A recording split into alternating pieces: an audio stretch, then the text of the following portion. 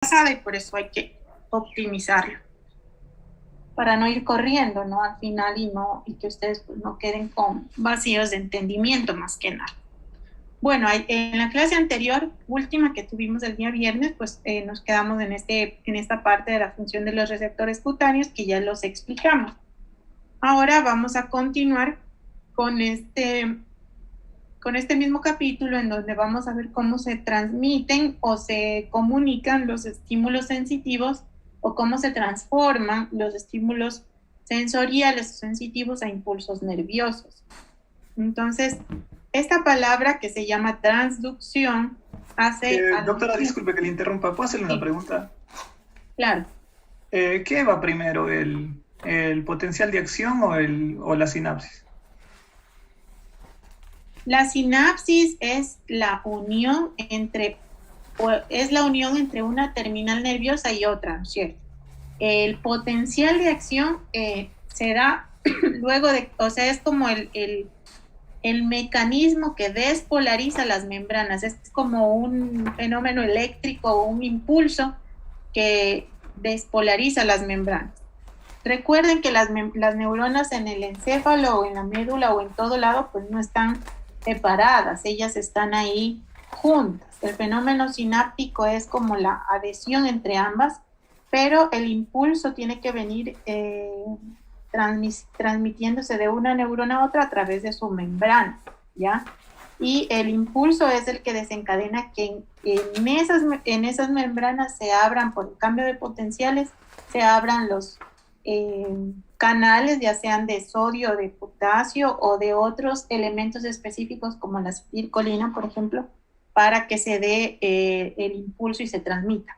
No sé si me explico, o sea, las sinapsis están ahí ya establecidas, pero se activan cuando un impulso se transmite a través de sus membranas, de las membranas de las dendritas o de los axones, de lo que se estén interconectando entre ellas. Perdón.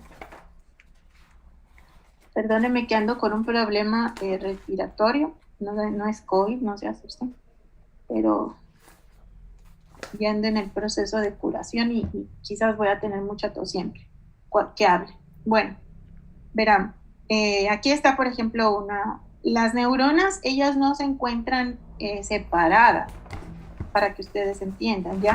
Ellas se encuentran así, como en íntimo contacto una con otra. Es decir, el fenómeno sináptico existe entre ellas, pero se dice que es una sinapsis o hacen sinapsis o ellas siempre están juntas, pero hacen sinapsis cuando, me estoy regresando a ver una foto apropiada para esto.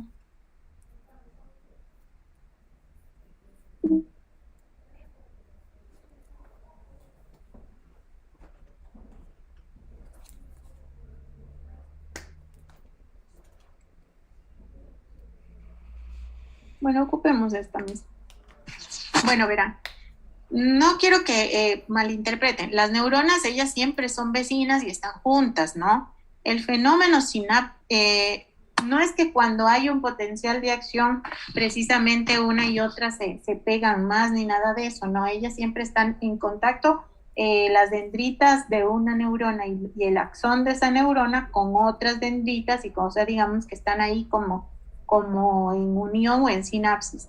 Pero el fenómeno sináptico es aquel que permite que se abran, digamos, los canales de la membrana de una neurona y se comuniquen con la otra, ¿ya? Eso sucede cuando viene un impulso nervioso o un estímulo viajando a través de la membrana y genera ese fenómeno de despolarización, que recuerden que es que permite la entrada del sodio hacia el interior del citoplasma de la neurona y con ello se despolariza la membrana y pues se genera el fenómeno sináptico como tal, ¿ya? La sinapsis es eso, o sea, es como el fenómeno en el que permite que el impulso de un lado de una neurona se transmita a la membrana de la otra neurona, ¿ya? A través de un impulso generado eléctrico, que puede ser eléctrico, químico o mecánico, de un lado hacia el otro, y de ahí se continúa con otra neurona y otra neurona y otra neurona, y así sucesivamente. No sé si me expliqué bien, Juan Carlos.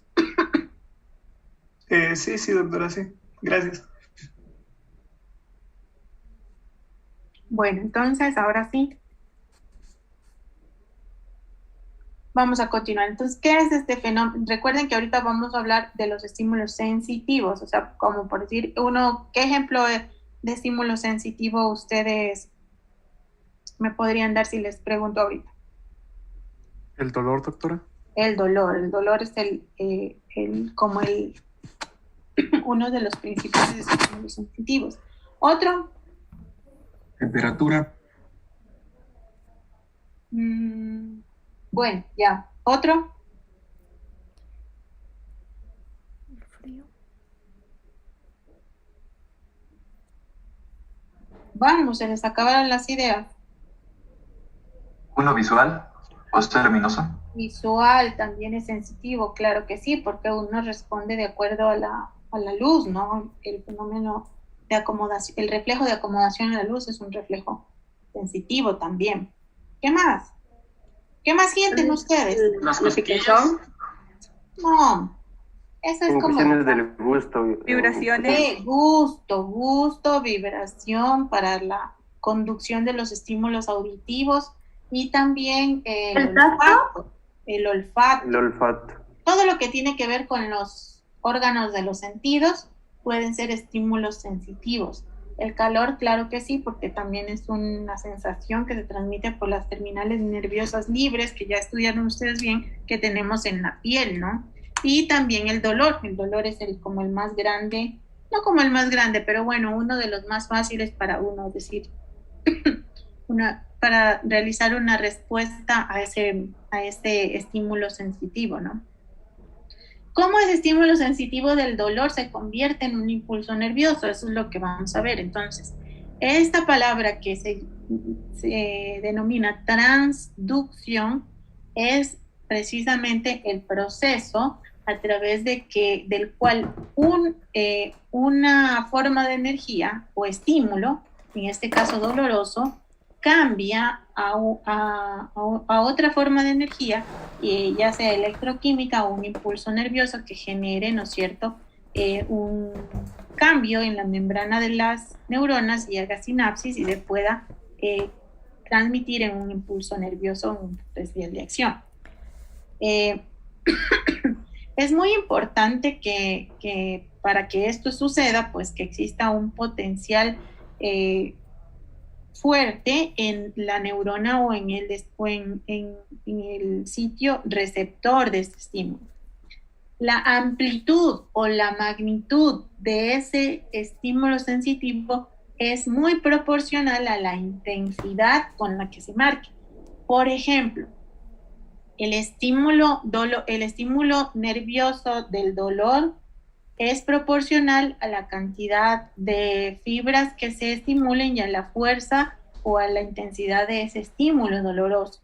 Por ejemplo, si yo les pincho con una aguja para sacarle sangre, ¿no es cierto?, en el brazo, es un estímulo doloroso diferente a que si, por ejemplo, yo vengo con un puñal y corto el brazo, digamos así. El puñal y cortar el brazo es un estímulo mucho más fuerte y por ende va a generar mucho más dolor que si son sometidos solo a un pinchazo con una aguja. Eso quiere decir que la amplitud de ese estímulo nervioso va a ser muy proporcional a la intensidad del estímulo. Entonces, por ejemplo, los quimiorreceptores y los fotorreceptores que tenemos en nuestros ojos, por ejemplo, el potencial que genera en las neuronas receptoras se produce debido a otro fenómeno que es dado por unos elementos que se llaman segundos mensajeros. Entonces aquí, por ejemplo, vemos cómo un estímulo ya sea mecánico como la presión sobre alguna estructura de su piel, por ejemplo, o térmico, una quemadura, un estímulo de luz en los ojos o un estímulo químico, genera la transducción. Es el fenómeno de que estos estímulos, ya sean mecánicos, térmicos, de luz o químicos, se conviertan en un impulso nervioso y generen un potencial de acción que haga que las membranas se despolaricen y se conduzca al impulso, ¿no? Eso es explicado pues, por algunos receptores que tenemos en nuestro cuerpo. Ustedes que ya son expertos en aparato locomotor, es decir, ya saben lo de las articulaciones, los tendones y los músculos, ahora van a ver cómo estas zonas, sobre todo en las articulaciones, existen muchos receptores articulares. Acá en las articulaciones de todo nuestro cuerpo existen como 4 tipos de terminaciones sensitivas, precisamente en la cápsula articular y en los ligamentos articulares de todas las articulaciones sinoviales. Denme un ejemplo de una articulación sinovial muy conocida. La rodilla. Glenohumeral. Glenohumeral, bien. La rodilla también está bien. Y aquí, por ejemplo, tengo la articulación del tobillo, ¿no? Que también es una articulación sinovial. Bueno, en toda articulación sinovial van a haber como 4 tipos de terminales sensitivas. 3 de estas terminaciones siempre son capsuladas y se parecen mucho a los receptores de Ruffini, de Pacini y de los receptores de distensión tendinosa. Esos receptores terminales nerviosas capsuladas informan a través de sus neuronas al sistema nervioso central, en este caso la médula espinal, la posición y los movimientos de estas articulaciones. Existe un 4 tipo de terminación que no está encapsulada y es sensible o muy sensible a la distensión, a los movimientos excesivos de estas articulaciones y transmite sensaciones de dolor. ¿Qué pasa si es que yo voy caminando con tacos y de repente bajo unas escaleras y no me doy cuenta de que faltaba una? De hecho, me pasó esto en la universidad a mí y no me di cuenta que faltaba una más y ya pues el pie se me tuvo una inversión forzada y yo sentí que se sobreestiró algo, así como cuando uno rompe una articulación de los huesos del pollo, así un crujido muy fuerte e inmediatamente luego de eso, pues ese momento no sentí dolor, pero un segundo después sentí un dolor muy intenso en la articulación del tobillo, ¿ya? Ese dolor debido a la sobredistensión o al movimiento excesivo de mi articulación, ese movimiento o sobredistensión excesiva de esta articulación pues fue transmitida por este 4 tipo de receptor o de terminal nerviosa que no es encapsulada hacia mi médula e inmediatamente viajó por mis fibras nerviosas al cerebro y descendió nuevamente acá y sentí muchísimo dolor, ¿ya? Eso se transmite pues a través de ese 4 tipo de terminación no encapsulada. En cambio, por ejemplo, las otras 3 tienen cápsula y le informan al sistema nervioso central sobre la posición de las articulaciones y los movimientos. Existen en los músculos y en los tendones también, pero ahorita vamos a ver en los músculos unos usos que se llaman neuromusculares o musculares porque tienen terminales nerviosas que conectan a fibras que viajan o llevan información hasta la médula y luego regresan acá al músculo, ¿no? Entonces, los usos neuromusculares van a estar en todos los músculos esqueléticos y en mayor número, miren que están aquí, esta es la unión del uso neuromuscular porque es una neurona, una terminal nerviosa con las fibras musculares, van a estar en todos los músculos esqueléticos, sobre todo aquí, en la zona en donde el músculo se junta o se une o se inserta el tendón, ¿ya? Este uso neuromuscular va a encargarse de enviar la información sensitiva a la médula espinal o al sistema nervioso central, porque ya saben ustedes que la médula espinal forma parte del sistema nervioso central, en cuanto a la longitud y a la velocidad de cambio de la longitud de las fibras musculares. El sistema nervioso en su parte, pues por su parte, o la médula usa esa información para controlar la actividad muscular. ¿Qué es el uso muscular? El uso muscular, entonces recuerden, o neuromuscular, es la unión de esas terminales o fibras terminales nerviosas a cada una de las fibras musculares que forman parte de un grupo de fibras que forman haces y que forman un músculo esquelético. Entonces, el uso neuromuscular o muscular mide aproximadamente 1 a 4 milímetros de longitud, es bastante pequeño. Siempre va a estar rodeado de una cápsula, miren ustedes, de una cápsula fusiforme que está formada por tejido conectivo. O dicho de otro modo, es una cápsula fusiforme de tejido conectivo. En el interior o por dentro de esta cápsula del uso muscular van a haber más o menos 6 a 14 fibras musculares dentro de cada uso muscular, que se llaman fibras musculares intrafusales. Y esas fibras musculares son de dos tipos. Pueden estar como fibras en bolsa nuclear o como fibras en cadena nuclear. Las fibras en bolsa nuclear tienen muchos núcleos, aquí miren en la región ecuatorial, es decir, en el centro expandido. ¿Qué ven ustedes? Si ven aquí, esta es una fibra muscular, y si ven ustedes aquí justo en el centro de la fibra muscular se dilata un poco o está expandida, y en su región ecuatorial o en el centro posee muchos núcleos aquí en esta región nuclear, muscular expandida. Aquí no existen estriaciones cruzadas en esta zona. Y la otra forma en la que van a estar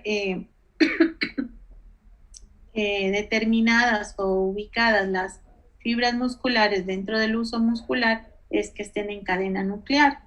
Y así de este modo, los núcleos forman como una única fila longitudinal, como ven aquí, o como una cadena que está en el centro, ¿no?, de cada fibra en la región ecuatorial, justo en el centro. Tienen más diámetro estas fibras que las otras y se extienden, a veces pueden salirse hasta más allá de la cápsula del uso. Tienen más diámetro, ¿no es cierto? Y como les decía, pueden salirse de la cápsula del uso muscular para ir a insertarse al endomisio, que es el tejido conectivo que está rodeando a las fibras musculares que están por fuera de este uso y por eso se llaman extrafusales. Y hay fibras musculares, por ejemplo, como esta que están viendo aquí, que está por fuera del uso y se denomina fibra muscular extrafusal, ¿sí? Que también, miren, recibe una terminal nerviosa o una fibra nerviosa de este grupo llamado uso muscular que lo inerva, como ustedes ven, y es una fibra pues que está fuera del uso, por eso se llama fibra muscular extrafusal.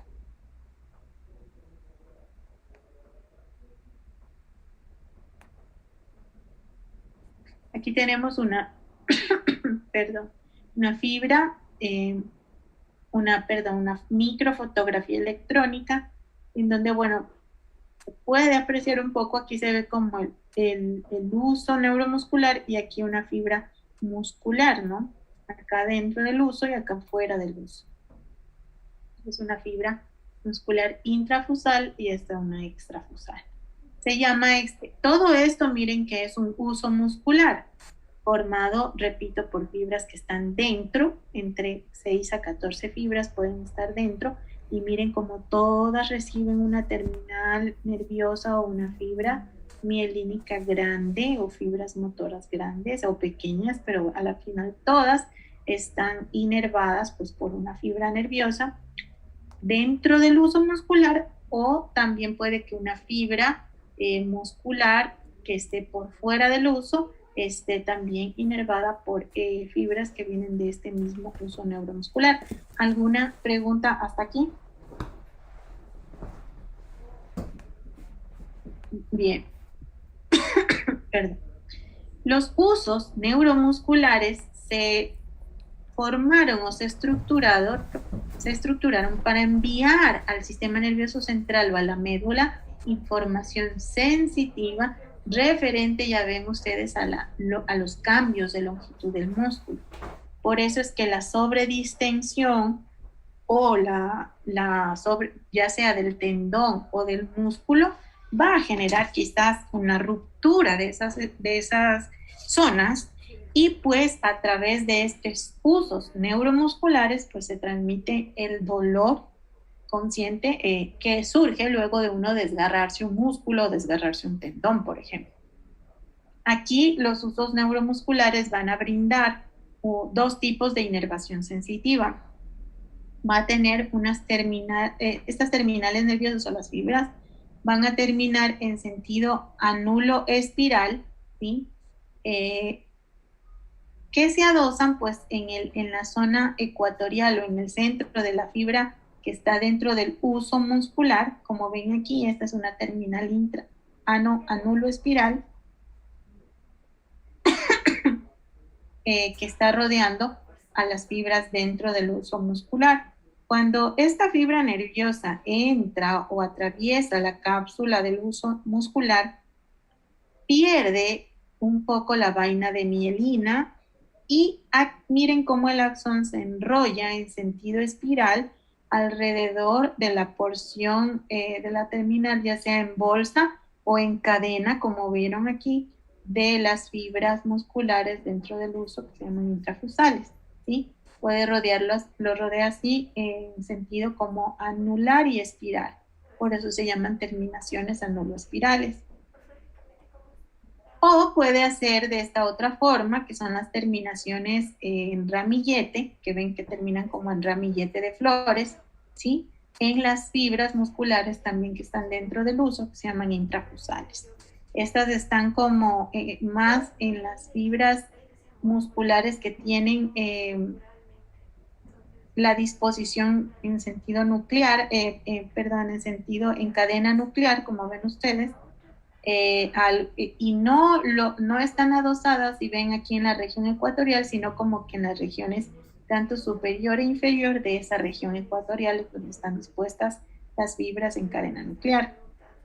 La fibra nerviosa de estas terminales en ramilletes como más pequeña, también atraviesa la cápsula, también pierde vaina de mielina, y el axón es el que se ramifica para finalizar como si fueran varicosidades o dilataciones en ramillete de flores, si ustedes notan, ¿sí? Entonces, que dentro de un uso muscular o neuromuscular, pues vamos a encontrar a las terminales nerviosas o los axones distribuidos en dos formas. En esta forma que era anulo espiral o en ramillete, como les estoy explicando. En ambos casos, al atravesar el axón, la cápsula pierde vaina de mielina, ¿no? Pierden mielina y se distribuyen en estas dos formas. Bien, entonces, ¿qué hacen estas terminales nerviosas aquí en el músculo o en el músculo ahorita? Porque luego les voy a hablar de las que están en el tendón. Cuando las fibras musculares se elongan, las que están dentro del uso muscular, eso hace que se estimulen las terminales que están dispuestas en sentido anulo espiral y las de ramillete. Y ese impulso o ese estímulo captado por estas terminales de aquí cuando el músculo se estira, ¿sí?, se conduce hacia la médula espinal, y esa neurona que lleva la información desde aquí del músculo a la médula espinal va a tener el nombre de neurona aferente, porque es la que está llevando o llegando a la médula espinal. La inervación motora, en cambio, la inervación que hace que en cambio la médula espinal envíe, miren dónde tengo aquí esta motoneurona anterior o neurona o motoneurona o raíz motora de la médula espinal, en cambio, miren, que trae la información acá al músculo, se va a denominar en cambio neurona eferente, porque es la que sale de la médula espinal. Lo que llega a la médula espinal se llama neurona aferente, o sea, es decir, la que trae la información, y la que saca la información se llama neurona eferente. En este caso, pues,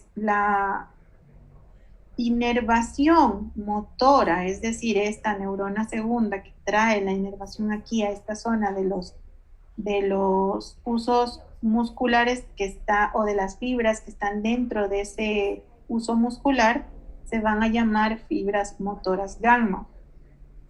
Los nervios acá terminan como unas pequeñas dilataciones o placas terminales motoras a ambos laditos de los extremos de las fibras intrafusales. Eso hace que ambos extremos se contraigan y activen esas terminales sensitivas para que se dé pues un fenómeno de contracción.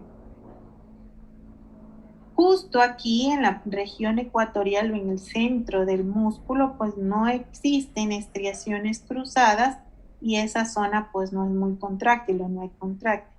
Las fibras que están musculares, que están por fuera de esa unión o del uso muscular, por eso se llaman fibras extrafusales, del resto del músculo, van a recibir axones motores que vienen de la neurona de tipo grandes, de tipo alfa.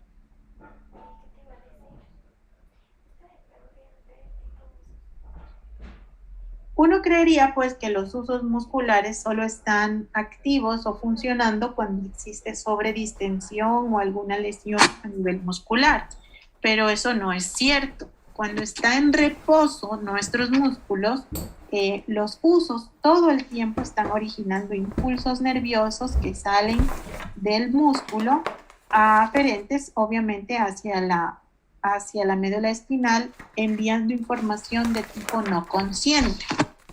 Nosotros no somos conscientes, pero este rato que yo estoy sentada en mi escritorio dándoles la clase, pues mis usos musculares están enviando información hacia la médula espinal de este tipo sensitivo. Y a eso se le llama pues una actividad muscular pasiva, ¿no es cierto?, que tenemos en los músculos, o activa también. Activa es ya cuando enviamos o cuando existe un estímulo que hace que se distiendan las fibras musculares de nosotros y se activa sobredistendiéndose pues las fibras que están aquí en el uso muscular, y con ello esa sobredistensión genera que exista un aumento en la velocidad del paso de los impulsos nerviosos hacia la médula espinal o al cerebro en las neuronas aferentes. Es decir, si estamos en reposo, pues están los usos musculares enviando información de tipo no consciente a la médula espinal. Pero si existe el fenómeno de que yo me ponga de pie, digamos, de manera consciente, eso va a hacer que se distienda mis músculos y con ello se dé la actividad, el fenómeno activo de los usos neuromusculares y envíen información a través de las neuronas aferentes a la médula espinal mucho más rápido y pues de la médula al cerebro y se vuelva consciente pues el movimiento, ¿no?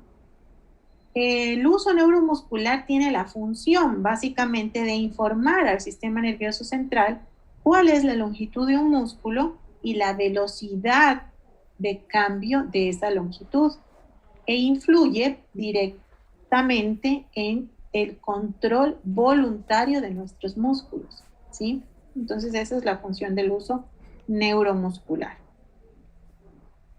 Existe un reflejo que es este cambio de distensión o de longitud del músculo se llama o genera ese reflejo que es el reflejo de estiramiento, porque el músculo en reposo tiene una longitud y cuando está en movimiento tiene otra longitud, es decir, se estira.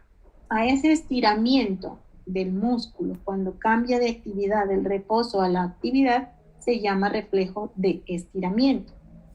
Entonces, las neuronas de aquí de la médula espinal reciben la información del cambio de longitud a través del uso neuromuscular y a través de la neurona aferente que ingresa por el asta posterior, que es la que recibe los estímulos sensitivos.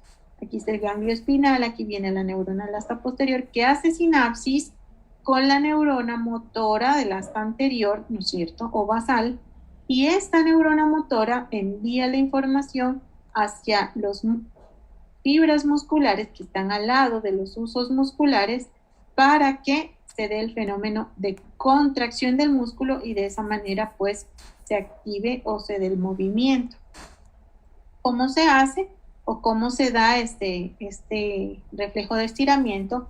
Al estirarse las fibras musculares, se elongan, ¿no es cierto?, estas también las intrafusales, y se estimulan estas terminales anuloespirales y las del ramillete. Esta neurona aferente envía el impulso hacia la médula espinal, como les decía, hace sinapsis con la motoneurona alfa grande que está aquí, en la porción gris anterior de la médula espinal. Luego pasa ese estímulo nervioso a través de la motoneurona eferente y llega hacia las fibras musculares, como ven ustedes, extrafusales, y eso hace que el músculo se contraiga. Todo este fenómeno de respuesta o la contracción del músculo depende de este arco que se forma de dos neuronas, por eso se llama bineuronal, tanto de la neurona aferente como la eferente. Este impulso va a inhibir a la motoneurona alfa de los músculos antagonistas. Es decir, recuerden ustedes que les deben haber explicado en el primer ciclo, cuando vieron músculo esquelético, que para que se dé un movimiento, tienen que activarse unos músculos e inhibirse la actividad de otros músculos contrarios. Es decir, si yo quiero flexionar mi antebrazo, ¿no es cierto?, ¿qué músculos se tienen que activar? Los flexores. Ya, pero en mi antebrazo, ¿qué músculo se activa y se contrae? Si va a flexionar el antebrazo sería el bíceps braquial. Muy bien, el bíceps braquial. ¿Y cuál se tiene que inhibir para que yo pueda hacer extracción? El tríceps braquial. Exactamente. En todo efecto de movimiento o de acción muscular, recuerden que un grupo se activa y un grupo se tiene que inactivar para que el otro se active. ¿Sí me explico? Y cuando quiero hacer lo contrario, yo quiero bajar o estirar en mi articulación del codo, entonces tienen que contraerse o activarse mi tríceps braquial y relajarse mi bíceps braquial, ¿sí? Entonces, ese fenómeno, recuerden que todo movimiento activo del músculo siempre va a ser transmitido por una neurona de tipo alfa, porque yo ya les expliqué que las alfa conducían rapidísimo los estímulos, ¿se acuerdan cuando les mostré esa tabla? Y las gamma deltas, esas las transmitían los estímulos de manera mucho más lenta. Siempre las neuronas o las motoneuronas que activan un grupo muscular para que yo contraiga mi bíceps braquial, tiene que activarse las motoneuronas alfa de ese grupo muscular e inhibir a las motoneuronas alfa de mi tríceps braquial para que yo haga eso. Y cuando haga lo contrario, pues van a activarse las motoneuronas alfa de mi tríceps braquial y van a bloquearse esas motoneuronas alfa de mi bíceps braquial, ¿ya? Existe una inhibición recíproca de ambas fibras alfa de los grupos musculares antagonistas para que se dé una acción. ¿Alguien no tiene claro esto?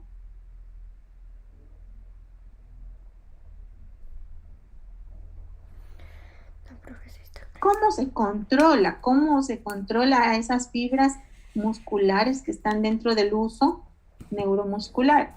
El encéfalo o nuestro cerebro y la médula espinal poseen centros que contienen unos tractos nerviosos que hacen sinapsis con las motoneuronas gamma que están en la médula espinal. Si son gamma, van a conducir rapidísimo un estímulo o más lento que las alfa. Más lento, porque son más delgadas. Exacto, es más lento, ¿no es cierto? Entonces, por ejemplo, la formación reticular que tenemos en nuestro cerebro, los ganglios basales también que están en nuestro cerebro y el cerebelo, poseen neuronas o motoneuronas de tipo gamma que conducen la información mucho más lento. Esas también tienen algún influjo sobre la actividad muscular voluntaria. 1/3 de las fibras motoras son de tipo eferente, es decir, 1/3 de todas las fibras motoras llegan hasta las fibras musculares, ¿no? Y son de ese tipo.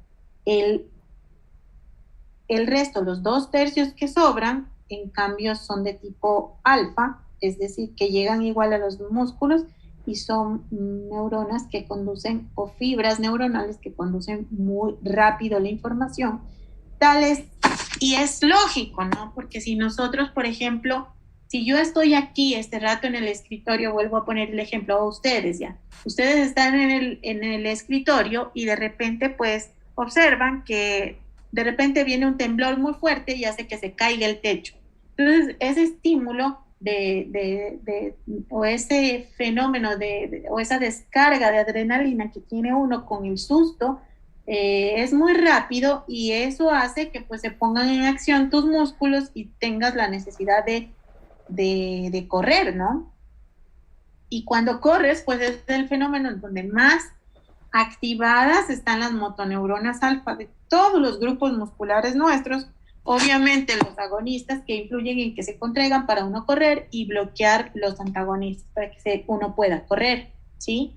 Si no existiera eso, pues uno no fuera capaz de hacer absolutamente nada y se quedaría estático y no huiría a pesar de tener conciencia. Por ejemplo, si hay alguien que tuviera una lesión medular y no existe esa conexión entre la médula y sus músculos, por ejemplo, de las piernas, por más que él sea consciente y se asuste y sepa que tiene que correr, como no existe esa conexión entre el cerebro y la médula, y peor estos músculos que son los que se activan para correr, jamás va a poder correr, ¿ya? Porque no hay una conexión normal.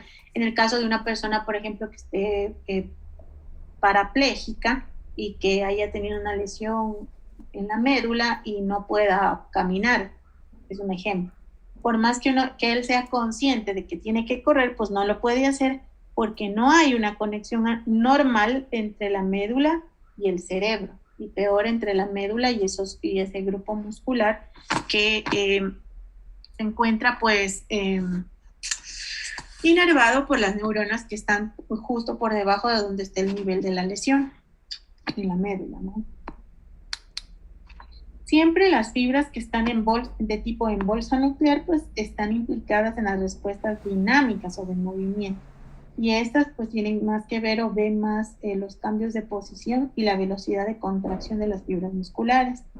En cambio, las fibras que están en cadena nuclear, estas en cambio están más asociadas a contracciones musculares que se dan cuando estamos estáticos o sin movimientos, o son contracciones un poco más lentas del músculo voluntario. Entonces es así como el fenómeno de distensión de los músculos envía señales a la médula a través de la neurona aferente, hace sinapsis con la motoneurona anterior y envía los impulsos a las fibras musculares para que se contraigan, ¿no? El uso neuromuscular también está, digamos, en el tendón, y cuando está en el tendón ya no se llama neuromuscular, sino se llama neurotendinoso, obviamente. Aquí este uso neurotendinoso se va a agrupar y se va a llamar órganos neurotendinosos del Golgi, así se va a llamar, y estos solo los vamos a encontrar obviamente en los tendones. Estos, igual como en los músculos, envían información al sistema nervioso central sobre la tensión de los músculos. También están rodeados este uso también está rodeado de una cápsula fibrosa que va a rodear a una pequeña fascículo de fibras tendinosas o de colágeno que están dispuestos en sentido laxo, y las que estén dentro de este uso se van a llamar fibras intrafusales, igual que en el muscular. Las células tendinosas son más grandes y más numerosas que están aquí dentro de este uso que las que están dentro del uso muscular, que las que están en otras partes del tendón.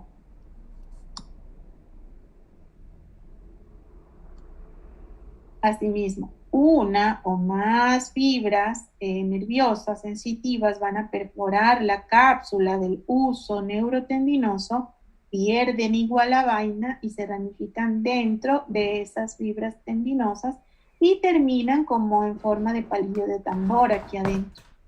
Esas terminales nerviosas dentro del huso neurotendinoso se van a activar al ser comprimidas por las fibras tendinosas adyacentes en el interior de este huso, cuando el tendón se tensiona. Estas también tienen la capacidad de detectar cambios en la tensión del músculo, porque ya saben que el tendón pues es justamente ese tejido conectivo que sale de la terminal de una fibra, de las fibras musculares o de un músculo. Por eso es que también detectan cambios en las terminales musculares. Y asimismo envían a través de una neurona aferente a la porción posterior de la médula espinal o sensitiva, hace conexión con una motoneurona anterior de la médula espinal, sale y envía fibras, ¿no es cierto?, que hacia el músculo.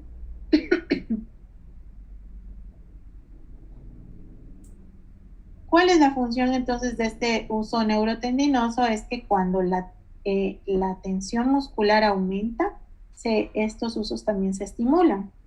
Un mayor número de impulsos nerviosos pueden llegar y alcanzar a la médula espinal a través de esta fibra aferente. Igual hace sinapsis con la motoneurona alfa del asta gris anterior de la médula espinal, y este reflejo neurotendinoso es funciona como inhibe a la contracción del músculo. Y lo que hace es que,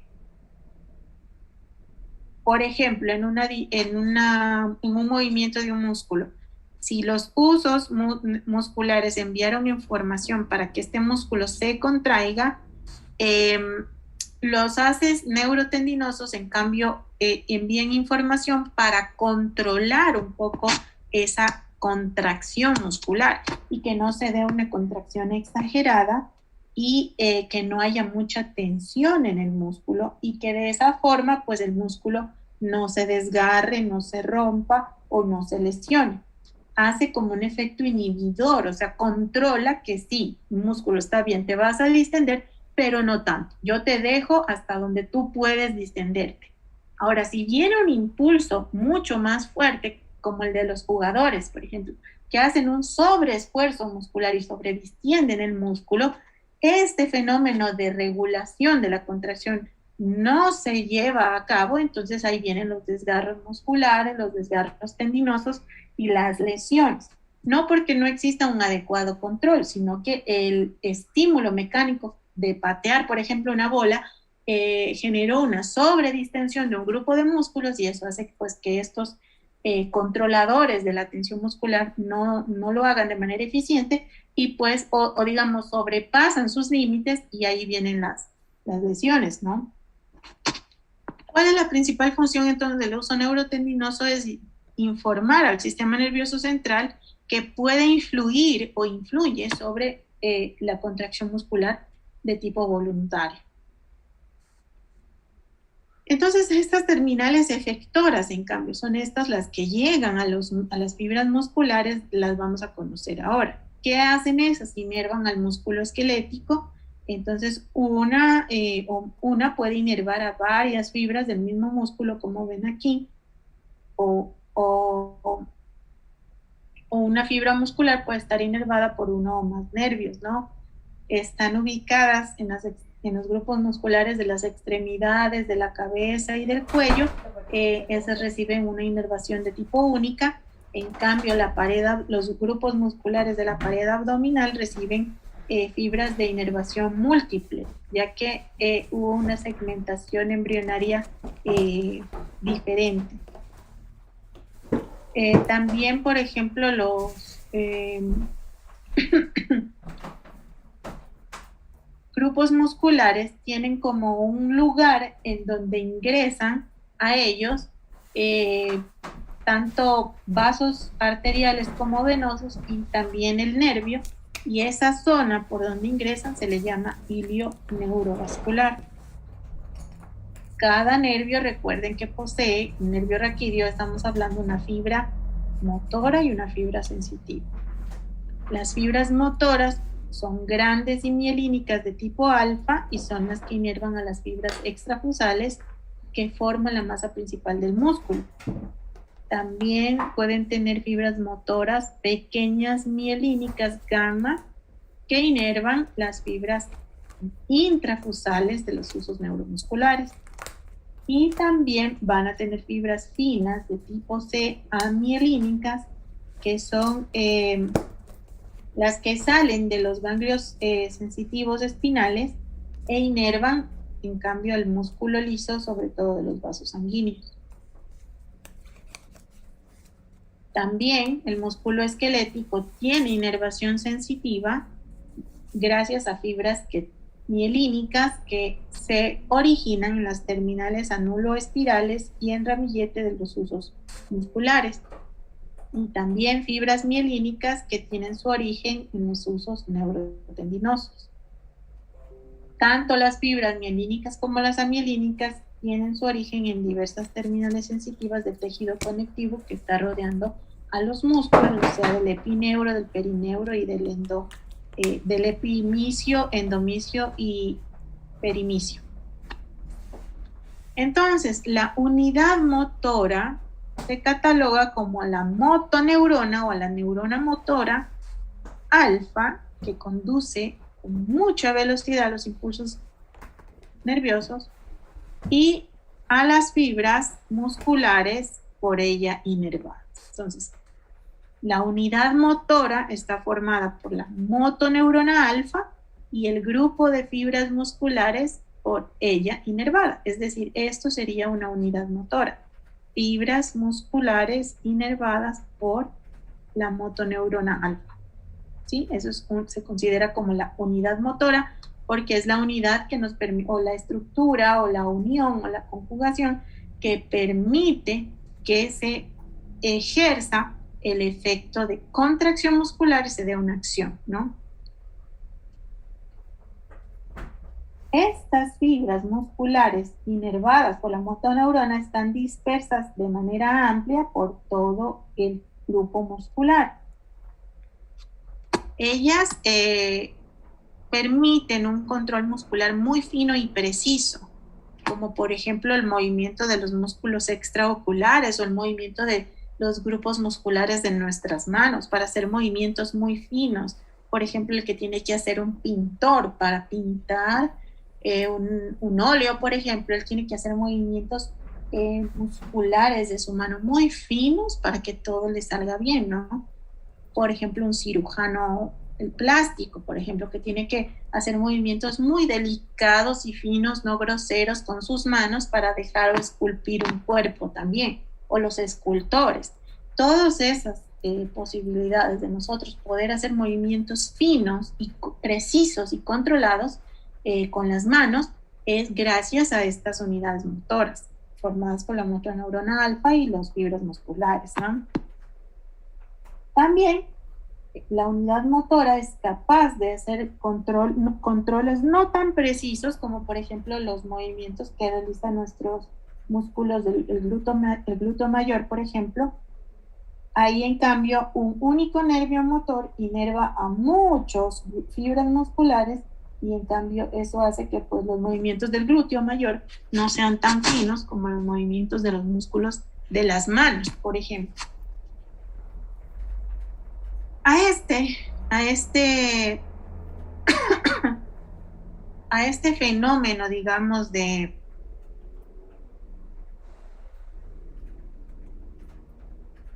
capacidad o a este fenómeno de efecto de que, por ejemplo,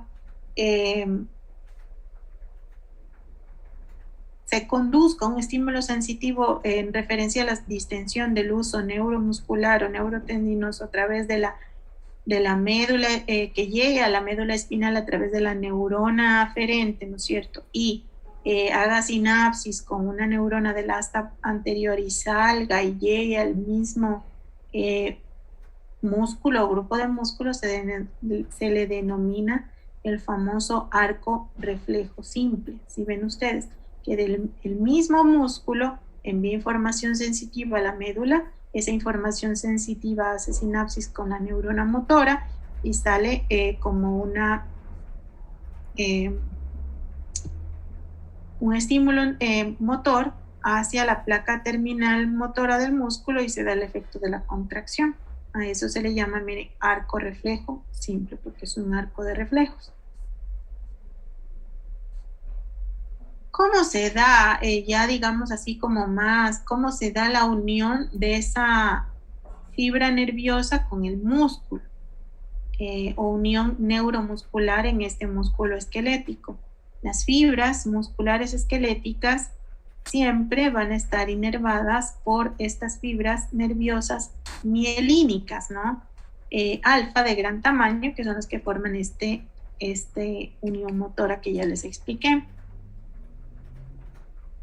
Ya sabemos que estas fibras neurona, esta motoneurona alfa sale del asta gris anterior de la médula espinal y también puede salir de los núcleos motores de los nervios craneales.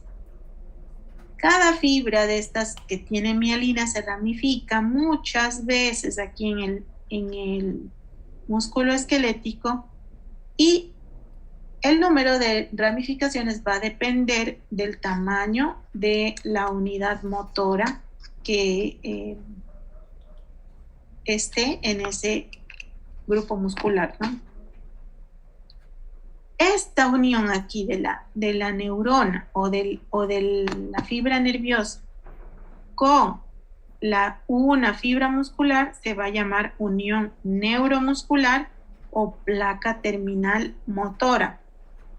Hacer alusión a que una única rama de esta fibra nerviosa termina sobre una fibra muscular. ¿Y qué pasa aquí? Entonces, esta fibra nerviosa unida a una sola fibra muscular va a formar la famosa sinapsis, ¿no? Y ahí vamos a tener la estructura presináptica, la hendidura sináptica y la membrana posináptica, ¿sí? Aquí este es el axón desnudo. Esta es la célula de Schwann, esta es la vaina de mielina, ¿no es cierto?, que está ahí rodeando a este axón.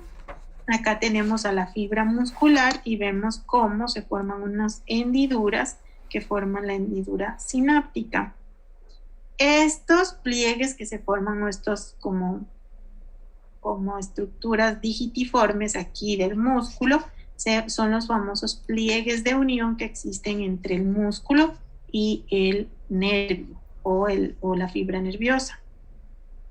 Y aquí están todas las vesículas que contienen una sustancia química que va a ser liberada, por lo general aquí en la unión entre un nervio y un músculo, va a ser la acetilcolina, la sustancia química que se libere de estas vesículas y genere un cambio de un potencial de acción en esta membrana que haga que salgan estas y se abre el músculo, y la acetilcolina en el músculo pues tiene la función de permitirle el movimiento. Aquí están las fibras nerviosas unidas a un músculo, miren, a una fibra muscular. Aquí están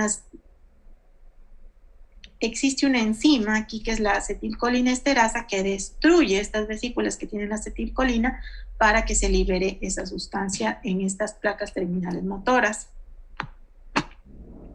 Aquí estamos viendo la fibra muscular, una fibra nerviosa que llega aquí, y miren esta placa terminal motora. Acá estamos viendo a la misma fibra muscular, estamos viendo al axón y a la célula de Schwann, lo que estábamos viendo en la foto anterior. En la fibra muscular, el nervio pierde ahí su vaina de mielina justo en la zona en donde se pega al músculo y se dobla en varias ramas finas, y a eso se le llama como un elemento nervioso de la placa terminal motora. Es decir, aquí es como cuando se junta con el músculo, pierde su vaina de mielina y es como que forma como varias ramas finas dentro, y a eso se le denomina elemento nervioso de la placa terminal motora. El axón se expande más y contiene muchas mitocondrias y vesículas. Y justo en el sitio de la placa terminal motora, la placa muscular se eleva y forma esta placa terminal, ¿no? La placa terminal, placa basal, perdón, o elemento muscular de la placa basal. Entonces miren aquí, tenemos a la vaina de mielina, pero justo miren donde se une, se pierde esa vaina de mielina, ¿sí? Con la fibra muscular. Este ya es un axón que está desnudo, y aquí está la placa basal muscular que empieza a elevarse, ¿no? Esta elevación pues va a generar que se acumule sarcoplasma. Sarcoplasma es el citoplasma de los músculos, granular debajo de del sarcolema, y va a hacer que haya como más número de mitocondrias aquí en esta zona para que se dé mucho más la generación de ATP para sintetizar acetilcolina. Este axón desnudo se ubica en la fibra muscular como en un pliegue o en un surco por fuera del sarcolema. Sarcolema es la membrana del músculo, sarcoplasma es el citoplasma del músculo, ¿ya? Y cada surco en donde se adosa esta fibra nerviosa va a estar formado por un repliegue de esa membrana plasmática o sarcolema de la fibra muscular. Esta fibra nerviosa pues se va a ramificar varias veces y cada rama va a contener una división de este axón. Y la célula de Schwann que ustedes ven sirve como techo de este surco en donde se adosa la fibra nerviosa directamente a la fibra muscular. Aquí tenemos el axón desnudo, aquí están las células de Schwann, aquí están las mitocondrias del axón, las vesículas presinápticas. Aquí tenemos ya, miren, a los pliegues de unión del sarcolema o de la membrana del músculo, y muchas mitocondrias en esta zona del citoplasma de la fibra muscular. El suelo del surco en donde se asienta o donde descansa esta fibra está formado pues, por la membrana plasmática de la fibra muscular, se moldea y forma esos repliegues de unión o pliegues de unión que son los que estaban aquí en esta foto. Se moldea, por eso es que se moldea el citoplasma y la membrana, ¿no? En esta zona de la fibra muscular. La hendidura sináptica se va llena de membranas basales, tanto del axón y de la fibra muscular, y ahí se va a establecer como la placa terminal motora, que va a estar reforzada por una vaina de tejido conectivo, tanto de la fibra nerviosa, que se llama endoneuro, y se va a continuar con la vaina de tejido conjuntivo en cambio de la fibra muscular, que se llama endomisio. Y entonces miren, aquí tenemos el nervio y el músculo. ¿Qué pasa? Y esta es la hendidura. Aquí venían las vesículas de acetilcolina. Como ustedes ven, esta se adhiere a unas finas fibrillas de colágeno de la membrana basal aquí en la hendidura. Permanece 1 milisegundo, es rapidísimo. Y luego se adosa esta, se libera la acetilcolina a la hendidura y luego permanece esta 1 milisegundo y luego se destruye por reexcitación, ¿ya? Entonces miren qué hace la acetilcolina liberada aquí en la hendidura presináptica activa los canales de sodio y potasio de la membrana del músculo y permite que ingrese el sodio y salga el potasio, y con eso se despolariza la placa motora terminal, y eso es lo que permite que en el músculo se conduzca el estímulo, ¿sí? Una vez que ya sucede eso, pues la acetilcolina que está aquí, que ya activó esto, esa misma acetilcolina, por la acetilcolina esterasa, luego va a ser destruida y se va a convertir en acetato y en colina. La colina luego va a atravesar la membrana plasmática del nervio y va a ingresar junto al sodio para luego volverse a formar acetilcolina, ¿sí? Y ese es el fenómeno que se explica de la motoneurona o de la neurona o de la fibra nerviosa, pues unida al músculo, ¿no? Viene el potencial de acción del nervio, libera la acetilcolina, sale la acetilcolina activa el canal de sodio-potasio, se despolariza la membrana del músculo, se conduce el potencial de acción y se da la contracción. Luego la acetilcolina se reutiliza o se reusa, digamos así, por la acetilcolina esterasa, se convierte en acetato y colina y luego la colina vuelve a ingresar junto al sodio al nervio para volverse a convertir en acetilcolina.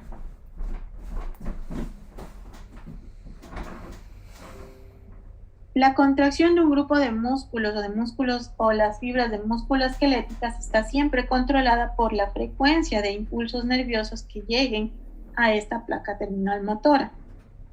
Existen fármacos que se parecen o actúan de manera similar a la acetilcolina, como la nicotina y la carbamilcolina.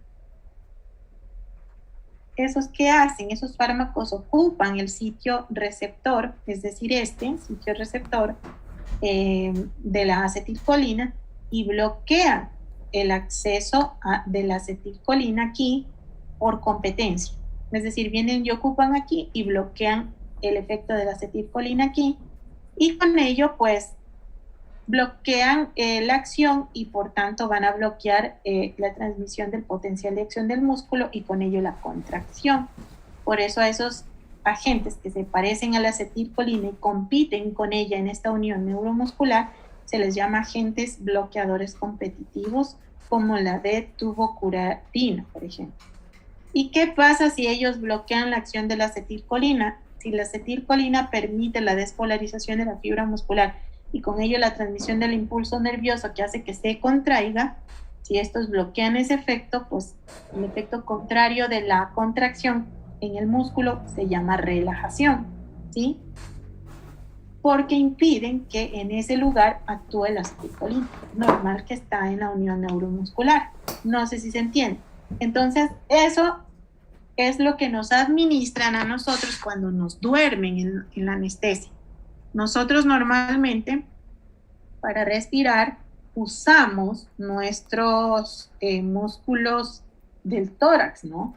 Sobre todo los músculos intercostales internos y externos. Ellos se están moviendo con cada respiración nuestra de manera controlada y de manera voluntaria, ¿sí? Involuntaria y voluntaria también. Pero al final, si son músculos esqueléticos, lo están haciendo de manera voluntaria porque nosotros, de cierto modo, con nuestra conciencia, controlamos nuestra respiración. Cuando nos duermen en la anestesia, uno u otro, un agente que nos administran para que nosotros ya no controlemos nuestra respiración voluntaria, se llaman los agentes bloqueantes o los relajantes musculares, que no son más que sustancias que compiten con la acetilcolina que está en mis músculos respiratorios y bueno, no solo ahí, sino en todo mi cuerpo y pues hacen el efecto de relajación y por eso es que mis músculos están relajados gracias a ese agente bloqueante de la acetilcolina cuando me duermen para una anestesia general, por ejemplo. Entonces, de esa forma se explica pues que ahí los músculos queden totalmente relajados. Bueno, hagamos un descanso de 3 minutitos aquí, como un refresh y luego continuamos.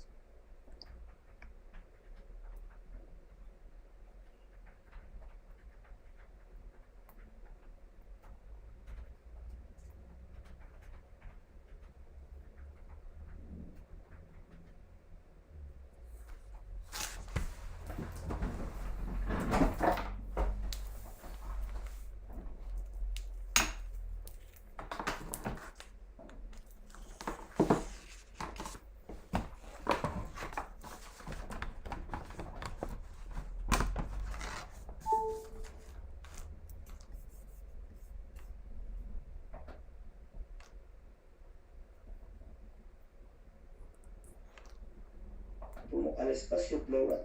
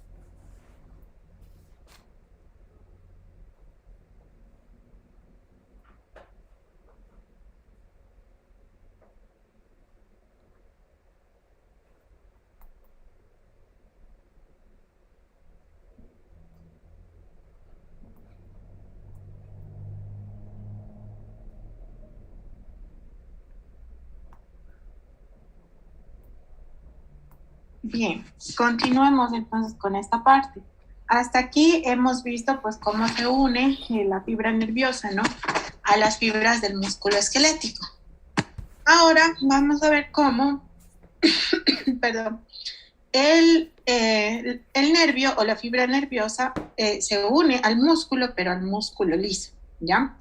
Y la unión de un nervio al músculo liso se va a llamar igual unión neuromuscular, pero en este caso lisa, ¿no? Acá las fibras musculares lisas las vamos a encontrar en algunas partes, principalmente en las paredes de los intestinos, el intestino delgado y grueso, ¿no? La acción que se genera por la unión neuromuscular aquí en el músculo liso es de tipo, o digamos el impulso se conduce de manera mucho más lenta y difusa.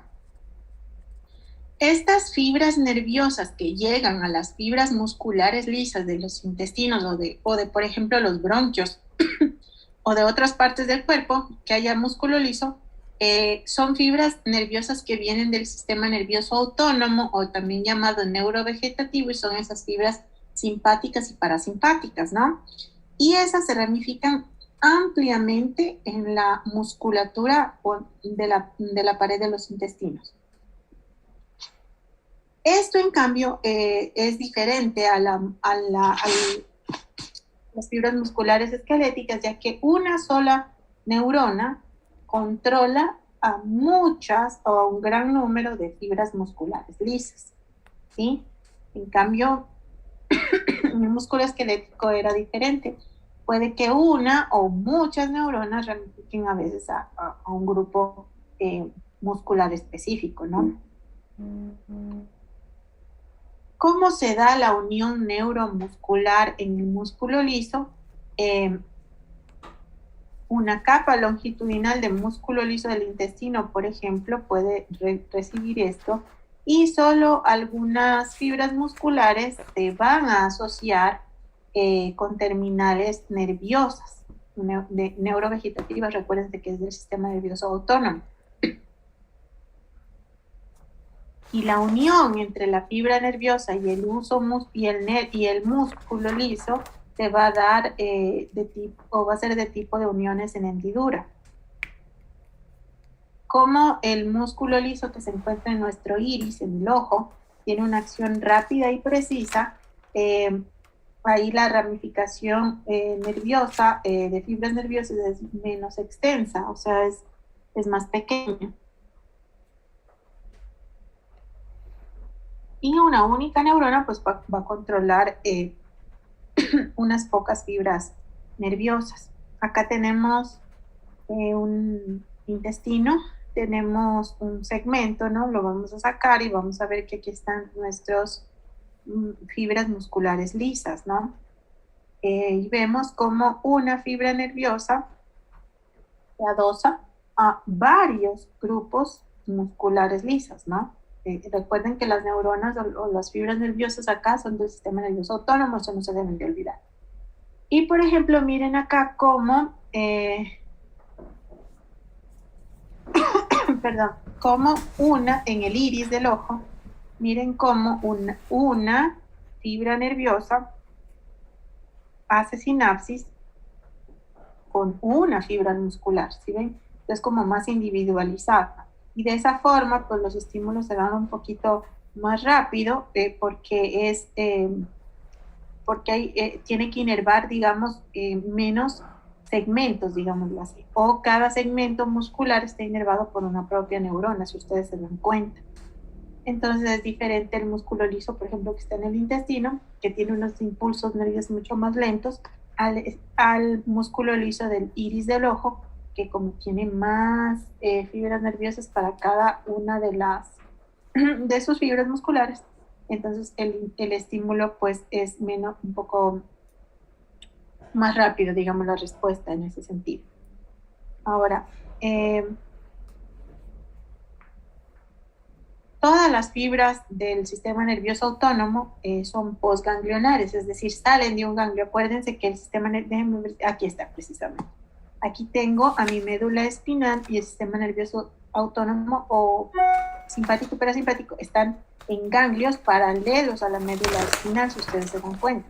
Entonces, por eso que todas las fibras que salen de esos ganglios del sistema nervioso autónomo son de tipo postganglionar, porque salen de los ganglios. Son de tipo amielínico, no están rodeados de mielina y terminan siempre en sus músculos efectores, pues en terminales varicosas o dilataciones. Justo en la zona en donde se une el nervio con la fibra muscular, la célula de Schwann, que es la que está aquí de color azul, ¿no? Esta es la célula de Schwann, que está rodeando, o la mielina que está rodeando al nervio, se retrae. Justo en esa zona se retrae o se hace a un lado, y el axón queda o se introduce en un surco en la fibra muscular. El axoplasma, es decir, el citoplasma de esta porción de la fibra nerviosa, en esta zona también tiene muchas vesículas. Entonces el músculo liso que está en los ojos, que está en el corazón, está en el tracto respiratorio, está en el estómago, en la médula suprarrenal, en las glándulas suprarrenales, en los riñones, también en el intestino grueso, en el delgado, en la vejiga urinaria.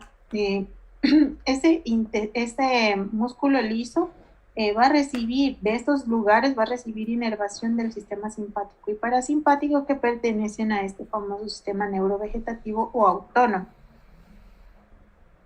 Justamente aquí en este sitio de unión sináptica parecido al que se da entre la fibra nerviosa y el músculo esquelético, pues va a liberar igual sustancias como la acetilcolina y la noradrenalina, que cuando se activa el sistema nervioso simpático en estos lugares va a generar la contracción de los músculos.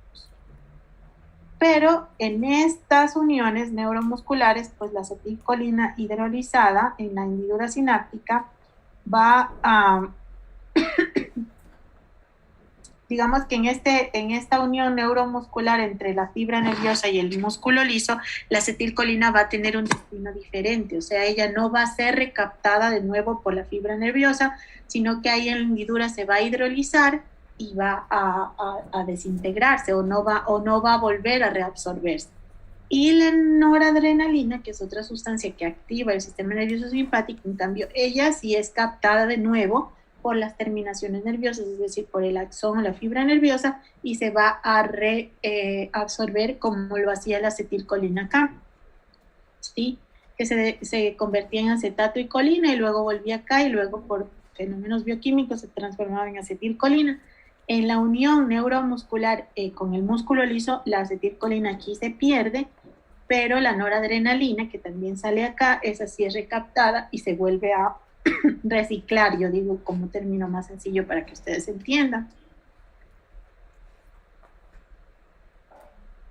Pero, como yo les dije, la acetilcolina y la noradrenalina en la mayor parte de estos sitios, cuando se activa el sistema nervioso simpático, genera contracción, ¿sí? En cambio, la noradrenalina en el músculo bronquial va a hacer que se relaje, o sea, el efecto contrario. El simpático no va a hacer que se contraiga las fibras musculares del tracto o del árbol tráqueo-bronquial, sino que va a hacer que se relaje, fenómeno contrario, ¿no? En el músculo del corazón, que es un músculo estriado, pero es cardíaco, ¿no? Acá van a llegar también fibras de los nervios simpático y parasimpático, que ya les dije yo que son postganglionares de tipo amielínico, llegan y se adosan a las fibras cardíacas en sentido individual. El axón, como queda desnudo en el sitio donde se une a la fibra cardíaca, hace que se retraiga, queda desnudo porque se retrae la célula de Schwann, así. La célula de Schwann se retrae o se recoge, digámoslo así, y por eso es que queda desnudo el axón cuando se junta con la fibra muscular cardíaca o en el músculo liso. Y eso hace que haya una difusión libre del neurotransmisor o de la sustancia que va a generar el potencial de acción. Y ahí vamos a encontrar en la unión, digamos, neuromuscular en el músculo liso del corazón, el músculo cardíaco, perdón, del corazón, van a haber unos desmosomas intermitentes y unas uniones entre las células comunicantes que van a permitir la excitación y la contracción de una fibra muscular cardíaca y que ésta pase de una fibra a otra de manera muy rápida y por eso el corazón se contrae y se relaja, se contrae y se relaja, se contrae y se relaja. En cambio, en las glándulas, que ustedes saben que también las glándulas que tienen secreción exócrina o endocrina, ellas pues también tienen que tener inervación o terminales nerviosas para que eso se dé, ¿no? Porque por más que produzcan en cada uno de sus acinos, ya sean mucosos, serosos o mixtos, un producto, necesitan de una fibra nerviosa que lo contraiga al acino para que salga lo que ellas fabrican a la luz del acino y sea conducido a través de sus conductos estriados, ¿no? Entonces es por ello que también las glándulas reciben o tienen terminales nerviosas en las glándulas secretoras. Entonces reciben terminales nerviosas que provienen también del sistema neurovegetativo. Y miren ustedes que una fibra nerviosa se ramifica dentro o cerca de las unidades de las células que secretan el producto.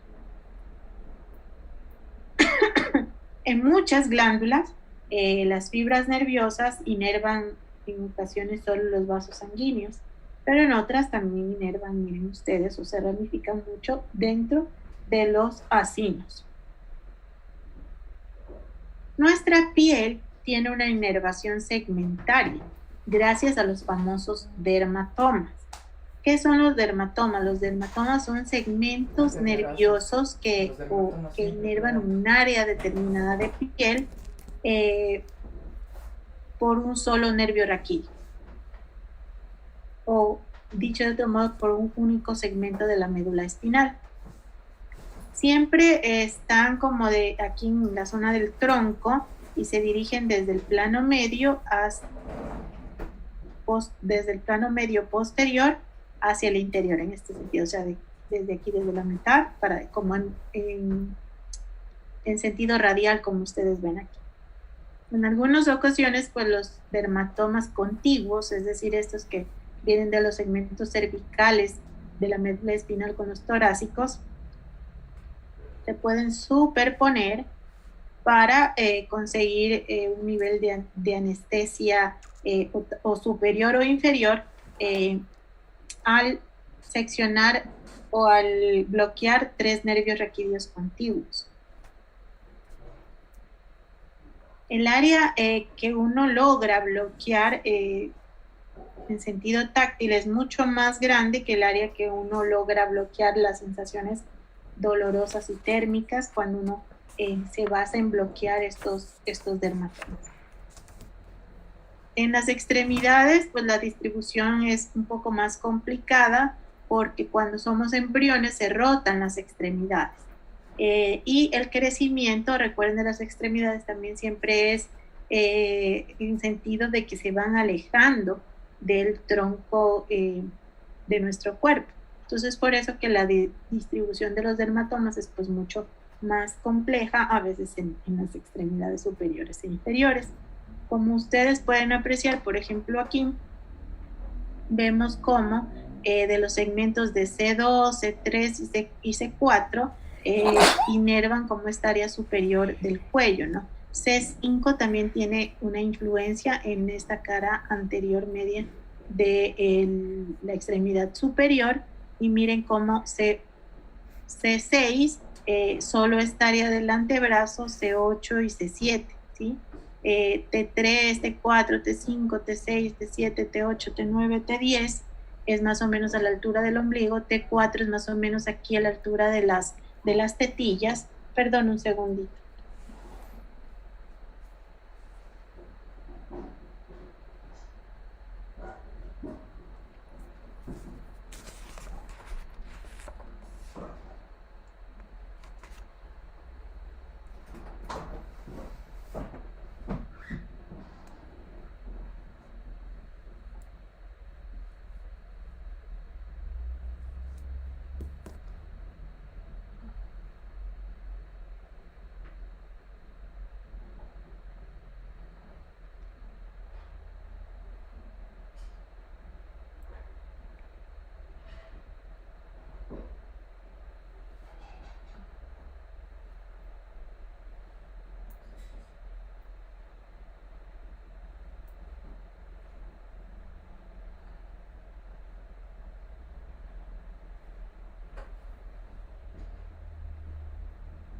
Ya, como les decía, por ejemplo, el dermatoma 10 inerva la zona del ombligo,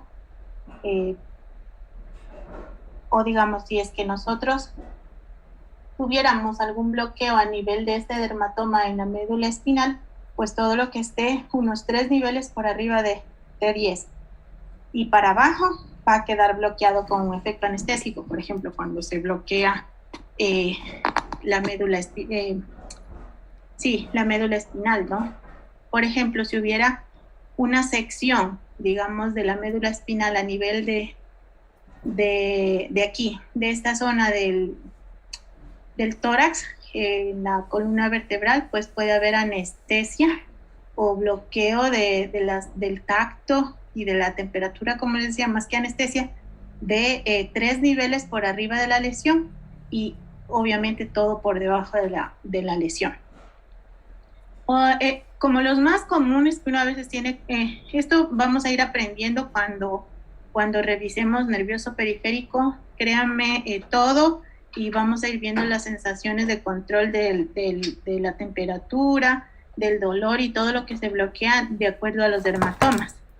Pero ya es importante que los vayan como que determinando, especialmente porque para uno revisar físicamente un paciente a veces tiene como estos niveles, el T4, T10, C5, viendo las áreas, miren que no cada nervio raquídeo, pues no, la distribución de los dermatomas es diferente. Miren como 6.6 cubre como la cara interna de los antebrazos, ¿no? Pero no todo, porque la cara interna del brazo en cambio está controlada por T2. Entonces miren ustedes cómo es diferente. Acá, por ejemplo, en el plexo sacro también vemos como todo esto sirve muchísimo para hacer el examen neurológico de los pacientes cuando tienen algún tipo de trastorno o lesiones a nivel medular, ¿ya? Que eso vamos a ir revisando pues luego con calma. Medular o radicular. Por ejemplo, miren acá también como S5, por ejemplo, controla, miren, el área de sensación aquí alrededor del ano. Cuando los pacientes tienen alguna lesión, esto es importantísimo, como les digo, para hacer el examen neurológico en los pacientes, para ir revisando, porque a veces el paciente puede tener una lesión, por ejemplo, aquí en T12 y tener anestesia o no poder sentir o no controlar sus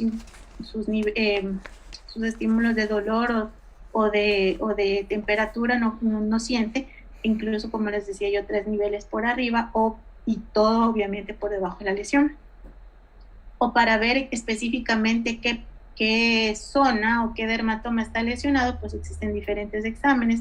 Por ejemplo, si sienten todo el resto, excepto aquí en el área del ano, pues ya sabemos que puede estar lesionado S5, ¿no?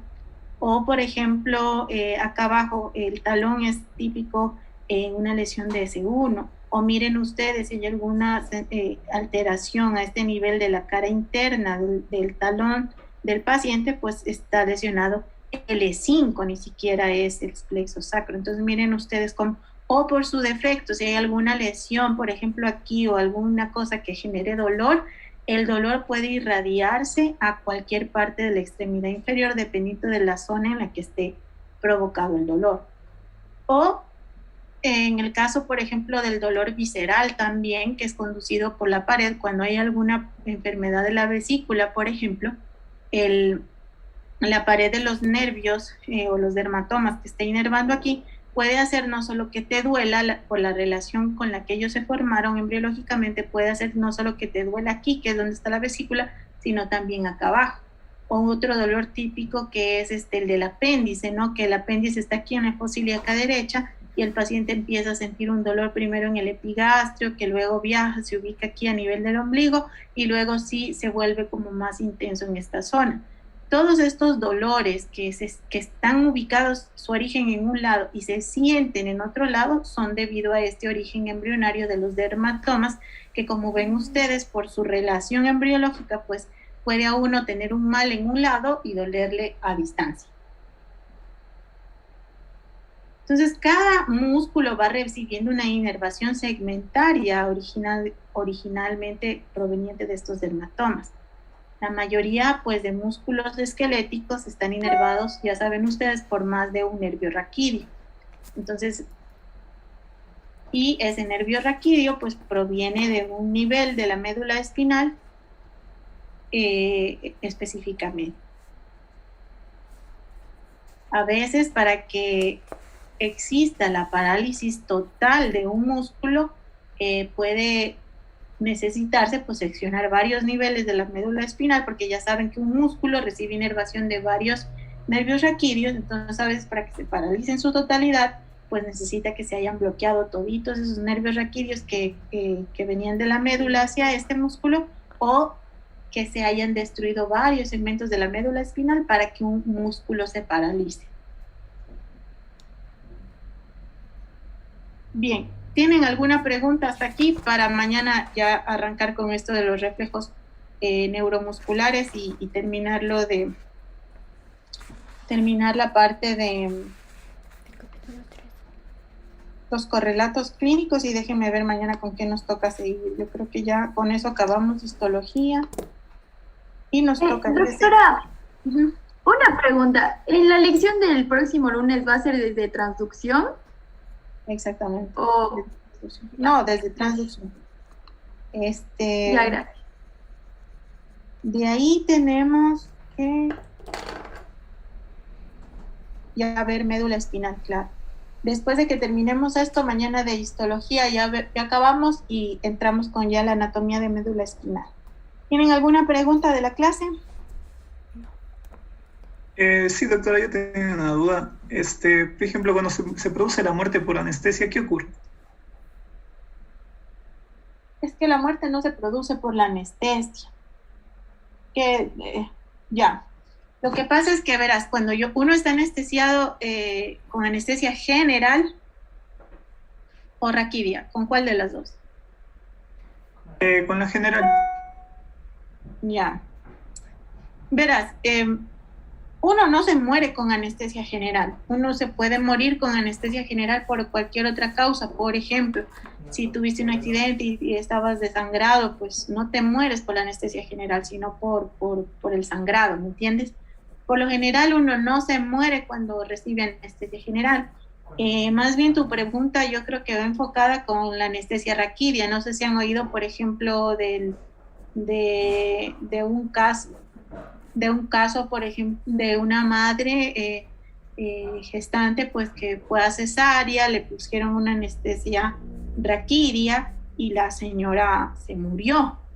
¿Qué pasó ahí? Entonces, por ejemplo, por lo general, estos agentes bloqueantes neuromusculares, porque esos son los anestésicos, bloquean la unión de la acetilcolina con el músculo, ¿no? Para que los músculos se relajen, y bloquean las fibras del dolor. Entonces, ¿qué pasa? Si el anestesiólogo puso una dosis de anestésico, ¿no es cierto?, en el espacio raquídeo, entonces todos los nervios raquídeos del nivel que él anestesió para abajo se bloquean y la persona no siente dolor y los músculos en parte quedan un poco más relajados que los que no están bloqueados. ¿Qué sucede? A veces hay accidentes en el cual el anestésico es muy pesado y el anestésico puede ascender, ¿ya?, o subir el nivel de bloqueo, y como técnicamente, si te anestesian para un parto, la anestesia tiene que ser a nivel de L1, L2 máximo. Entonces recuerden que a esos niveles pues se va a bloquear como del ombligo para abajo el dolor. Pero ¿qué pasa?